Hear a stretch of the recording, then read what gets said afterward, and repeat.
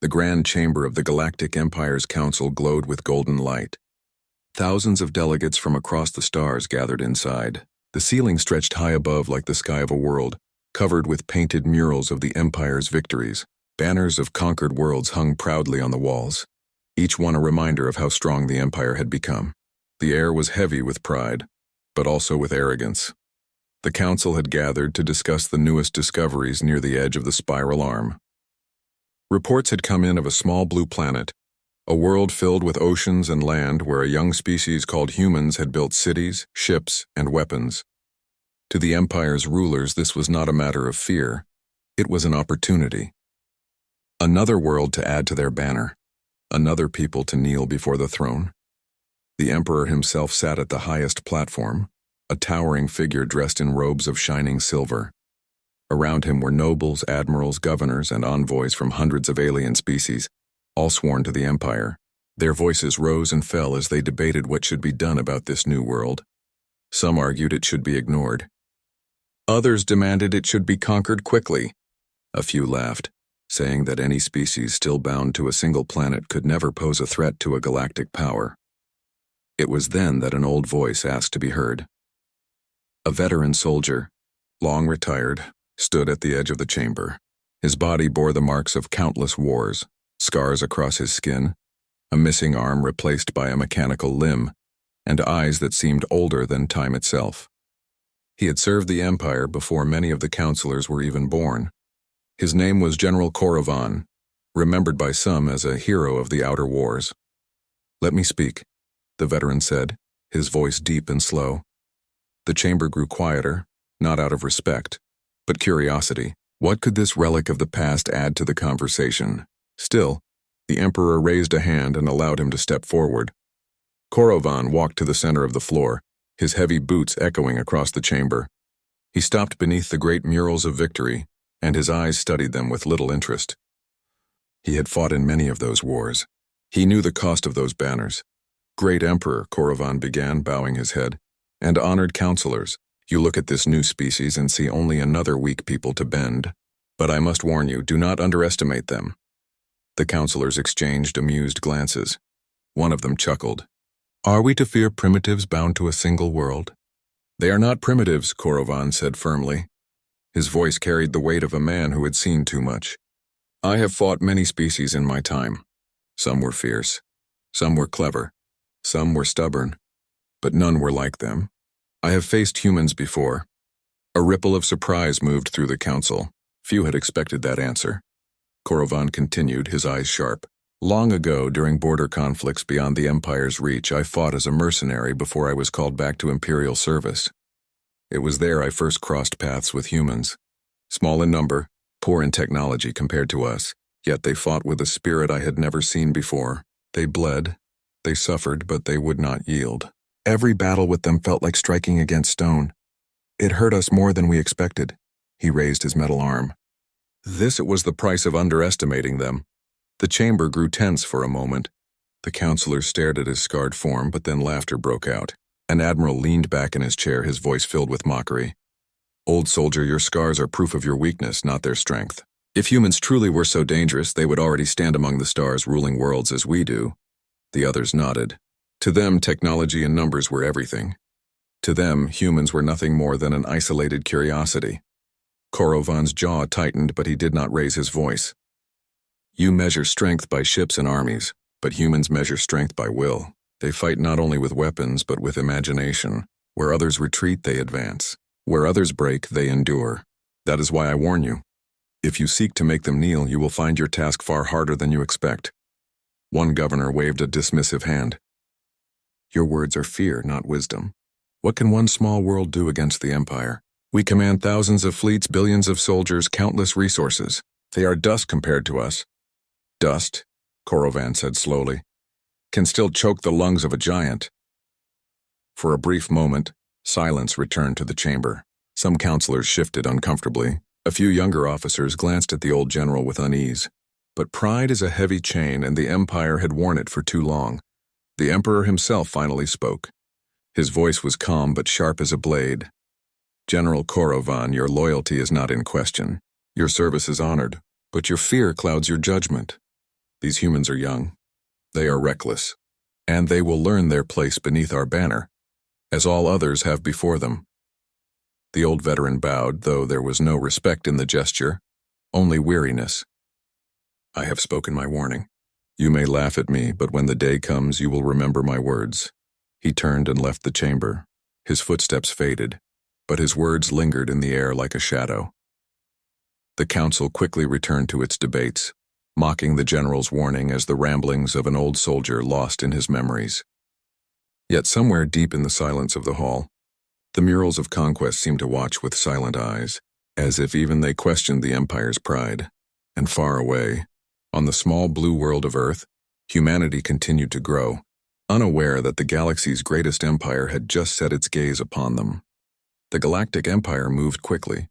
Orders from the Emperor traveled faster than light across the network of relay stations. Soon, scouts, envoys, and a small diplomatic fleet were sent toward the sector, where the blue planet spun quietly around its yellow star. The Empire expected the mission to be routine.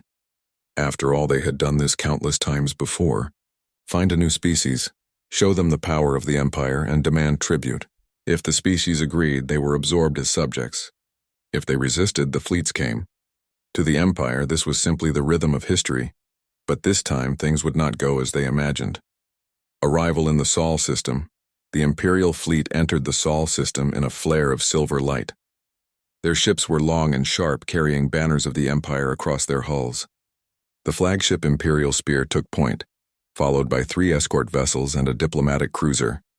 From their viewports, the officers studied the planets. They noted the gas giant Jupiter, the red desert of Mars, the frozen plains of the outer worlds, but their eyes fixed most on Earth, the blue-green planet that glowed with oceans and clouds. Primitive world, one officer muttered. Look at their orbiting satellites. Barely scraps of technology, another laughed. They are still bound to their home. They cannot even reach their neighbors with real colonies. This will be easy. The Imperial envoy, Lord Zarek, sat in a high-backed chair, his long robes flowing around him. His species was tall, with golden eyes and pale skin. He had overseen many first contacts and carried himself with absolute certainty. We will demand tribute, Zarek said calmly. They will obey or they will be punished. Such is the way of Empire. Earth responds on. Earth, the sudden arrival of alien ships did not go unnoticed. Every radar station, telescope, and orbital sensor picked up the fleet. Governments across the planet went on high alert. In a hidden chamber deep beneath a city, world leaders gathered through secure connections. The president of one nation leaned forward. So it is true. We are not alone. Another leader, older and stern, replied, Not only are we not alone, they have come to demand something of us. The humans studied the first communication signal from the Imperial fleet. It was a message spoken in flawless translation, delivered with arrogance. People of Earth, Lord Zarek's voice thundered, you stand before the Galactic Empire, the greatest power in the stars. You will submit tribute, resources, soldiers, and loyalty, or face the consequences. Refusal is not an option. For a long moment, silence followed in the human chamber. Then soft laughter broke the tension. They expect us to kneel, one leader said. How charming. The president answered firmly, We do not kneel. A reply was sent back to the fleet, clear and simple. This is Earth. We are free. We do not give tribute. We will not surrender. Confusion among the Empire and the Imperial Spear. Lord Zarek frowned as he received the message. The human's tone was calm, not desperate. Defiant, not afraid. He turned to his officers. They misunderstand. They do not know what stands before them. Send the message again. Make it stronger. They will yield. But the second demand was met with the same response. We do not surrender. Leave our system. Some of the younger officers shifted nervously. One whispered, They do not act like other primitives. They do not beg. Zarek dismissed the thought. They are arrogant children. We will remind them of their place. The veteran watches far from Earth. General Korovan heard the news. He sat in a quiet chamber of his homeworld, listening to the reports of the Empire's first contact with humanity. His old hands clenched into fists. So it begins, he muttered. He knew how humans thought. They would never submit to chains. He had told the council this truth, but they had not listened. Now the Empire was walking into the fire with open eyes. Human observations, Meanwhile, Earth's leaders observed the alien ships carefully. Their scientists analyzed every signal, every movement, every heat signature. They are powerful, one scientist admitted. Their ships are larger, their weapons beyond ours. But look, see how they fly? Their patterns are rigid, predictable. They think like conquerors, not survivors. Military leaders studied the information with interest. One general leaned over the table. They rely on size. We rely on speed. They rely on intimidation. We rely on resilience. If it comes to war, we will not fight on their terms. There was no fear in the room. There was only focus, as though the humans had been waiting for this day. The diplomatic meeting. Despite their failed demands, the Empire arranged a direct meeting. The diplomatic cruiser descended into Earth's orbit, sending shuttles down to a neutral landing site. A great hall was prepared. Human leaders arrived dressed in formal uniforms, calm and steady. Lord Zarek entered with his entourage, tall and proud. Expecting the humans to tremble, instead, he found steady eyes waiting for him. "People of Earth," Zarek began, "we come offering you a place in the Empire. Kneel and you will be protected. Resist and you will be destroyed." The President of Earth stood, his voice firm. "We are not subjects. We are not slaves. We will speak as equals, or we will not speak at all." Gasps echoed from Zarek's entourage. No species had ever spoken to them this way. Zarek's golden eyes narrowed. "You dare reject the Empire?" The President's reply was simple. "We dare." Silent observers, hidden in the shadows of the Empire's delegation, some alien servants listened carefully. They had seen many worlds fall to the Empire. They had seen many species bend. But this was different. The humans spoke without fear. They stood tall even when threatened. Whispers began to spread. If this small world could defy the Empire, what else was possible? Tension rises. The meeting ended without agreement. Zarek returned to his ship in fury. "They will regret this," he told his officers. "We will bring the fleet. We will teach them what it means to deny the Empire." But some of his crew were troubled. They remembered the old veteran's warning. They remembered his words. They fight with will. For the first time, doubt touched the edges of imperial pride. Earth prepares. On Earth, preparations began quietly. Soldiers trained harder. Engineers worked day and night to upgrade ships and weapons. Scientists shared knowledge across borders. It was no longer about nations. It was about humanity. Every person knew the Empire was coming. And when they came, Earth would be ready. Thus the stage was set. The Empire believed victory was certain. Humanity believed freedom was worth any cost. And in the silence between the stars, the old veteran's words echoed again, words the Council had refused to hear. The day the Empire struck came without warning. In the deep black of space, the stars seemed calm, but near the edge of Earth's system, silver light tore through the void.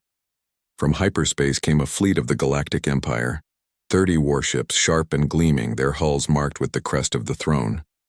Their engines burned like suns, and their weapons glowed with menace. The Empire called this a demonstration. They believed the show of force would break human courage before a single shot was fired. On the flagship Imperial Spear, Lord Zarek stood on the command deck, his golden eyes full of pride. He spread his arms and declared, "This is the day the humans learn their place.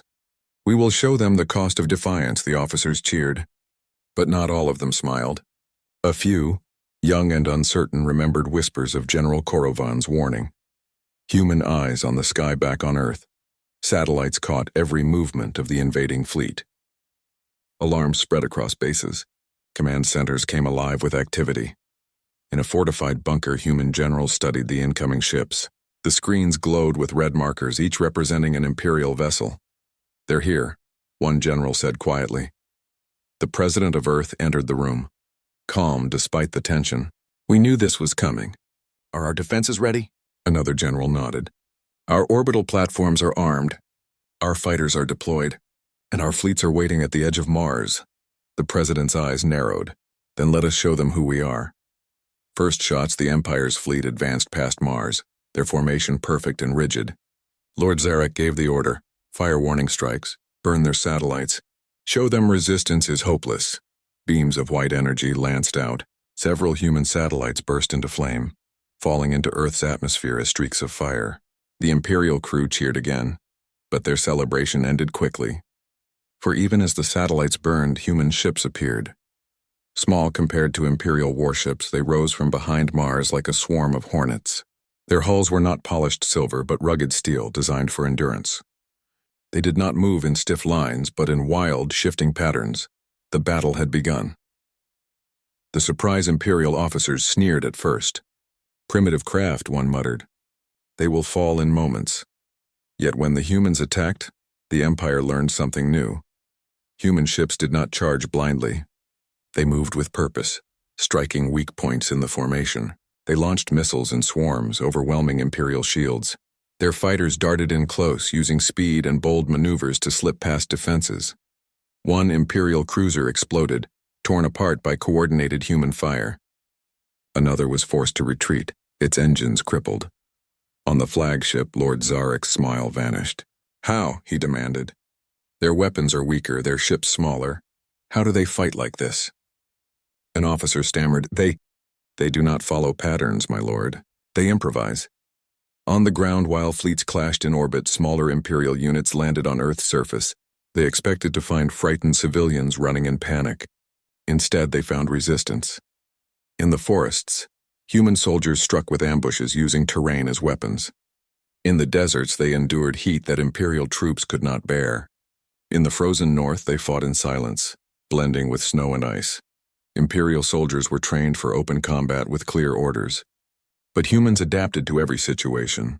A squad could lose its leader and still fight on, inventing new tactics on the spot.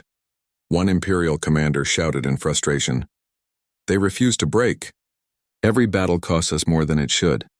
The Empire stumbles as the hours passed, more Imperial ships fell. Human forces fought with a unity the Empire had never faced before.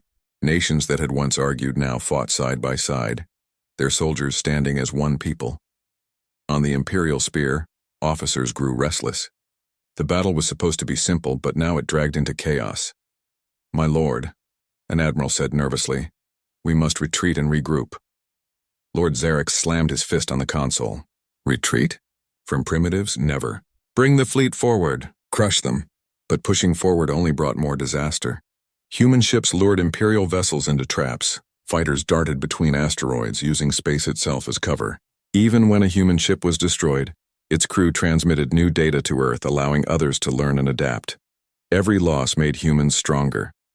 Every setback taught them new tricks. Whispers.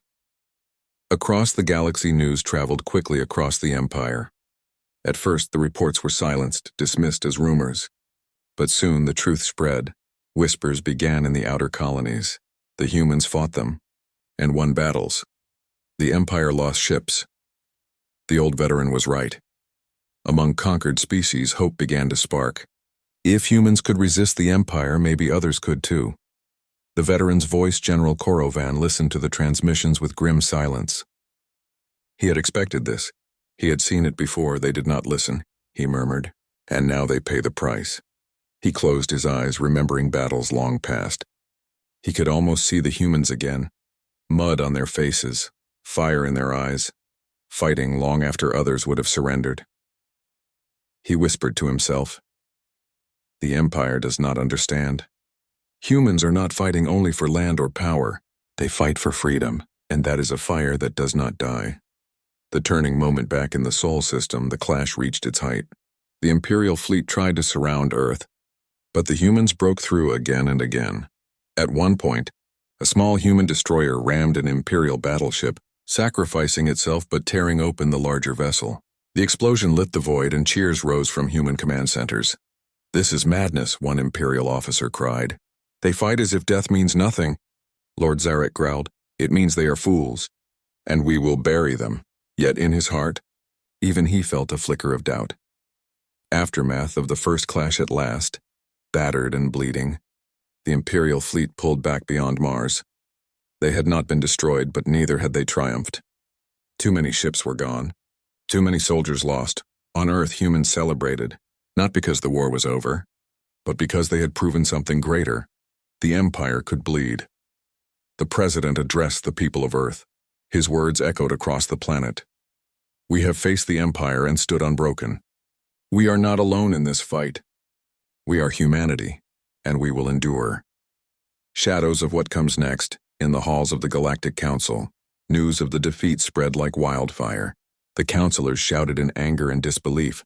Some called for total war, others demanded retreat. But all of them remembered the words of the old veteran, and far across the galaxy Korovan sat alone, whispering, "This is only the beginning." The clash was over, but the war had just begun. The first clash had left scars. The Galactic Empire, proud and unchallenged for centuries, had expected a simple victory. Instead, their fleet limped home with losses. The humans, though bloodied, still stood unbroken. In the grand chambers of the Empire, anger and disbelief shook the council. Admirals argued. Governors shouted. Some demanded overwhelming retaliation.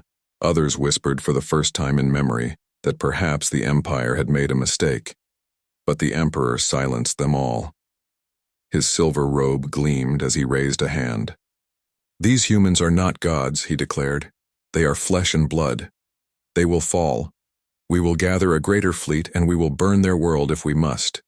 The Empire does not bow to defiance." The council cheered, though unease lingered in their eyes. Far at the edge of the chamber, General Korovan watched silently. He had no more warnings to give. His words had already been ignored. Now the Empire would learn the truth in fire. Human unity on Earth, the mood was different. For the first time in human history, every nation stood side by side. Rivalries that had lasted for centuries seemed small compared to the shadow of the Empire. In a hidden base beneath the ocean, leaders from across the globe met again. Screens glowed with images of ships, weapons, and strategies. One general spoke with pride. "We fought them and we lived. That alone is a victory." A scientist leaned forward, eyes sharp. "But they will return, stronger. We must be ready." The president of Earth nodded. "Then we prepare. We will not wait to be crushed. We will adapt faster than they expect." Factories that once built cars now built missiles. Laboratories that once studied stars now designed shields. Soldiers trained night and day, knowing that the Empire would not stop until Earth was ashes. The strength of humanity was not in size, but in unity. Every hand, every mind, every will was bent toward survival. The Empire strikes again. Weeks later, the sky above Saturn blazed with light. The Empire had returned. This time, it was not 30 ships. It was 300. Battleships, cruisers, carriers, an armada greater than anything Earth had ever seen. The fleet spread like a net across the void, blocking every path. On the Imperial Spear, Lord Zarek smiled again. Now they will understand. No swarm of small ships will save them this time. The order was given. The fleet advanced. The battle of Saturn human fleets rose to meet them. Outnumbered 10-1, they did not retreat. Instead, they scattered, moving in unpredictable patterns. The Empire's commanders grew frustrated. Their fleets moved in perfect formation, but the humans slipped between them, striking where least expected. Small destroyers launched missile swarms that forced Imperial shields to overload. Fighters darted close, too fast for heavy cannons to track. One human commander ordered his ship into Saturn's rings, using the icy rocks as cover. Imperial ships followed, only to be ambushed from all sides as hidden human vessels fired from the shadows. Explosions lit the sky. Dozens of Imperial ships fell, while humans lost far fewer than expected. On the Imperial Spear, an officer shouted, "They fight like chaos. There is no order to their movements," Lord Zarek snarled. "Then break them with fire. Burn everything until nothing remains." But fire could not burn shadows. And humans were shadows in this war. Soldiers on the ground. At the same time, Imperial troops landed again on Earth. Their commanders believed the planet would fall once occupied, but the ground war proved worse than the space war. In the jungles of South America, human soldiers set traps that caught entire squads. In the deserts of Africa, they fought at night, striking and vanishing before Imperial troops could react. In the frozen wastes of Siberia, humans used the blizzards themselves as allies, striking unseen through walls of snow. Imperial soldiers grew exhausted. Their armor weighed them down, their weapons overheated, but humans endured.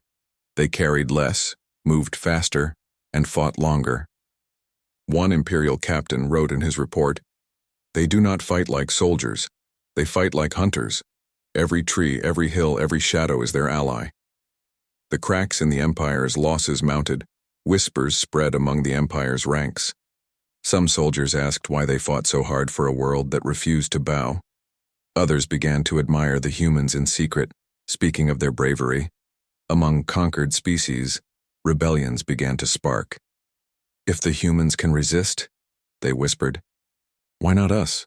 The Empire tried to silence these voices, but the seed of doubt had been planted.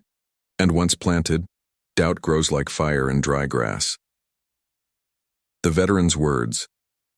Remembered General Korovan was summoned back to the council. His presence was meant to inspire loyalty, but instead, it reminded many of what he had said. "You told us this might happen," one counselor admitted quietly. Korovan's eyes were heavy with sorrow. "I did, but you chose pride over wisdom." The counselor whispered, "Can we still win?" The old veteran shook his head slowly. "Perhaps, but victory will not come cheap. And even if you burn their world, their spirit will remain. You cannot conquer will." The turning point. The second great battle reached its height near Saturn. The Empire pressed forward with overwhelming numbers. Human fleets scattered, regrouped, and struck again. At one moment it seemed Earth's defenders might finally break. Ships burned, stations fell, and the Empire pushed closer to the blue planet. But then came the moment the galaxy would remember. A small human ship, damaged and burning, charged straight into the heart of the Imperial formation. Its crew sent one last message. For Earth, the ship rammed an Imperial carrier, detonating its reactor. The explosion tore through the fleet, destroying half a dozen ships in a single instant. Human morale soared. Imperial courage faltered. The tide turned. Aftermath. When the smoke cleared, the Empire still held more ships. But their perfect formation was broken, their pride was shaken, and the humans still stood. Lord Zarek raged on the command deck. "This is impossible. They are nothing compared to us." But deep inside, he knew the truth. Numbers could not break will. The Imperial fleet withdrew again, battered and humiliated. They promised to return, but the damage was done. The galaxy had seen it. The Empire could bleed. Whispers of change on distant worlds, conquered peoples celebrated in secret. Stories of human defiance spread like wildfire. In hidden corners, rebels painted the symbol of Earth on their walls. Even within the Empire's fleets, quiet voices began to wonder, what if the humans are right? What if freedom is possible? And through it all, the old veteran's voice echoed in the hearts of many. You thought strength was in numbers and machines. Humanity's strength is in will. The turning tide had come. The Empire was still vast, still mighty, but the illusion of its invincibility was gone. Humanity had shown the galaxy something greater than power. They had shown hope, and hope is a force no empire can truly conquer. The galaxy had changed. The Imperial fleet returned from the second battle battered, broken and humiliated. The mighty ships that once cut through space like blades now drifted with scorched hulls and flickering lights. Officers reported losses, failures, and unexpected human tactics that no fleet could have anticipated. For centuries, the Empire had believed itself unstoppable. Now that belief wavered. In the grand halls of the Galactic Council, whispers filled the marble corridors.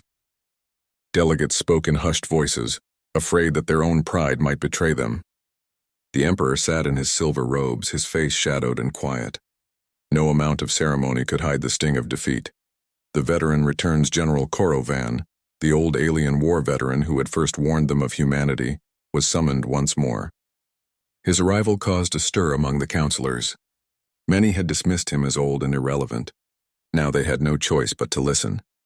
He stood tall despite his scars, his metal arm gleaming under the chamber's light. His eyes, deep and calm, scanned the room.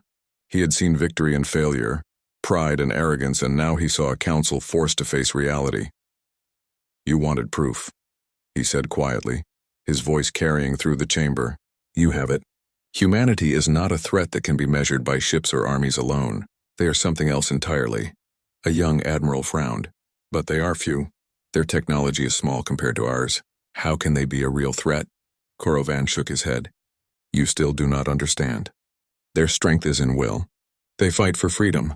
They endure what no other species would survive. That is why numbers and machines cannot conquer them. The council fell silent.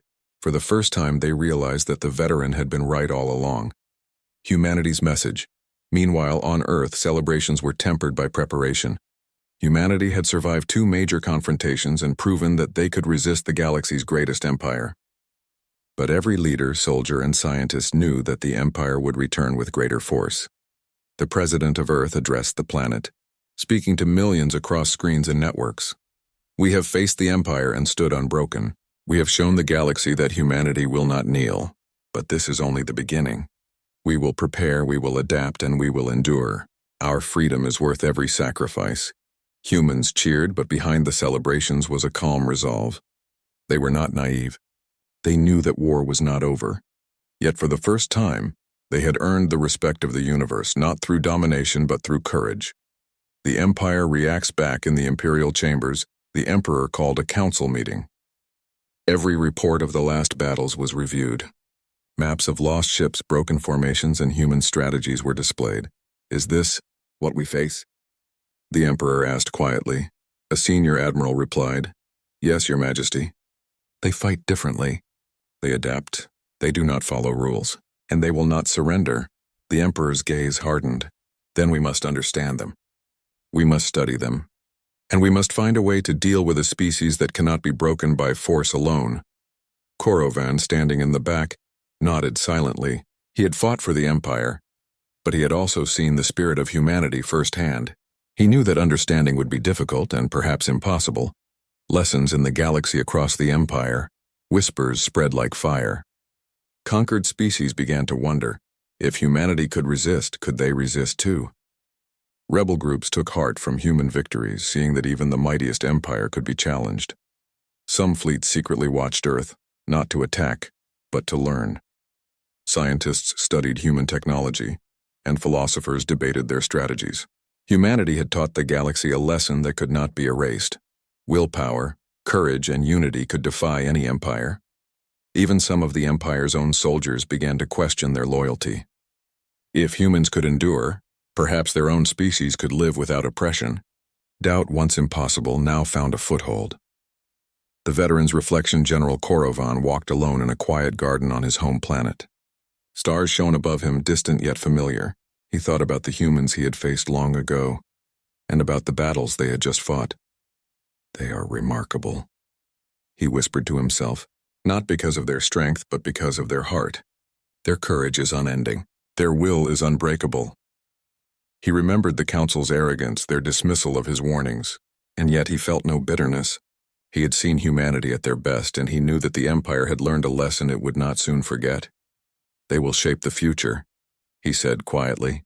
Whether the Empire accepts it or not, humanity will change the galaxy. A new respect even among the counselors, a new attitude began to form. Some argued that humans must be studied, not conquered. Others proposed diplomacy, trade, and alliances. The Empire, for the first time in centuries, could not rely on fear alone. The old arrogance that had carried them to countless victories had been shaken.